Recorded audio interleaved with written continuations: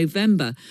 James Wilde, Conservative MP for North West Norfolk, is a supporter of Tom Tugendhat and joins us now. Hello, James. Hi, good evening. Good to have you with us. Why do you think Tom Tugendhat is the right person to try to lead the Conservatives after this rather deep hole that you're in at the moment?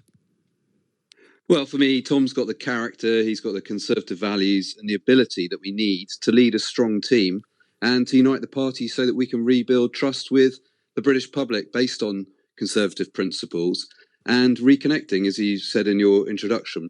When I was knocking on doors, people felt that we hadn't kept our promises, particularly on tax and immigration, and we've got to rebuild the trust. And I think Tom's the best person to do that.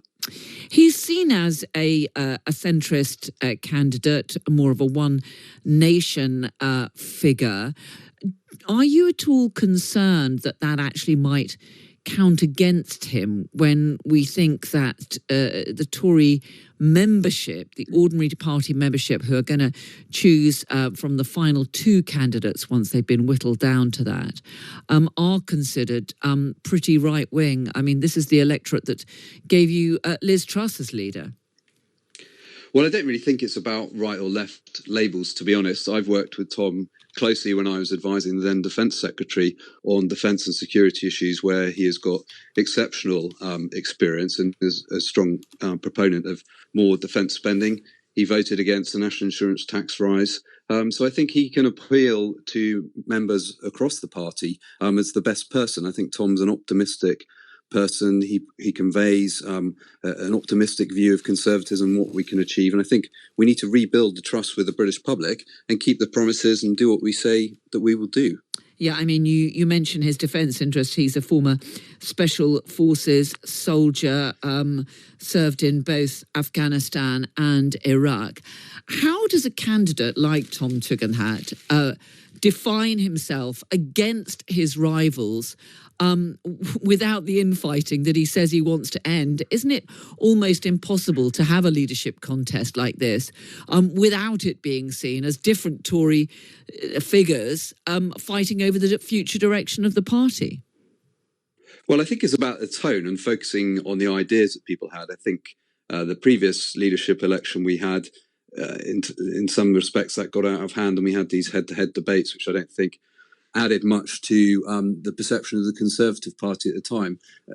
We need to move past that, and the 1922 were very clear about having a positive campaign. I think it's for each candidate to set out their vision, their approach, and the skills and the attributes that they would bring to the contest. There's a strong field of contenders. I personally think Tom's the best place. I think he's got those traditional Conservative values around security, responsibility, belief in lower taxes, that he can put that message across to the public and also reform our party, make it back into the campaigning success for party that it has been in the past. And he doesn't want to be leader of the opposition. He wants to be Prime Minister. He was keen to get us back into position so that we can actually compete at the next general election. He has talked about his willingness, if necessary, to pull out of the ECHR, the European Convention on Human Rights, if that was necessary in order to tackle immigration. Is that an attempt, though, to appeal to the right of your party? Well, it's actually a long-standing position that he's had in terms of the ECHR. I worked with him over a decade ago, particularly about defending British soldiers operating overseas, where ambulance-chasing lawyers were bringing court cases after the event, relying on the ECHR. And at that point, he championed ideas which then became government policy, that we would derogate from certain articles of the ECHR in order to protect our armed forces. What he said that if certain elements we can derogate from, if we can't derogate, then we need to reform it. And ultimately, if we can't reform it, then you have to leave. But that's not the position he's going to immediately. But it's a long-standing position that he's had, is that where there are international obligations which fetter the ability for our armed forces, for example, to operate, then we need to change them. You talked about his ambition to be the next Prime Minister.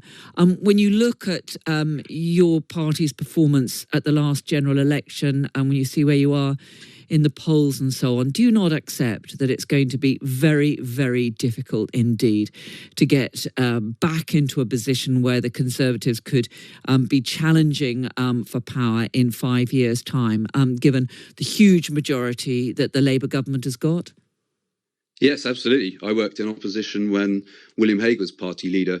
It's gruelling, it's difficult, it's tough. You have to find opportunities to make yourself heard. I think Tom's well placed to do that, but there's no shortcut to getting back into power and winning an election. I would just note that the Labour Party share of the vote was below Jeremy Corbyn's. They've got a lot of majorities which are in 1,000, 1,500. So there's the opportunity to come back. And Labour's just shown that you can go from your worst result to your best result in one parliament. So that's what we should be aiming for. But no one's under any illusions. So we've got a huge way to come back. The trust with the electorate has been incredibly damaged. And that's why we lost so many good colleagues at the last election, unfortunately. And we need to rebuild. We need to draw on their expertise, on our local councillors, from our mayors across the country as well, and build and reunite the Conservative Party so that we can take power again. We're seeing already with the Labour Party, they're going to break promises on tax, and we're seeing they're going to take away winter fuel payments. I think that's not the change that people wanted, and we need to be there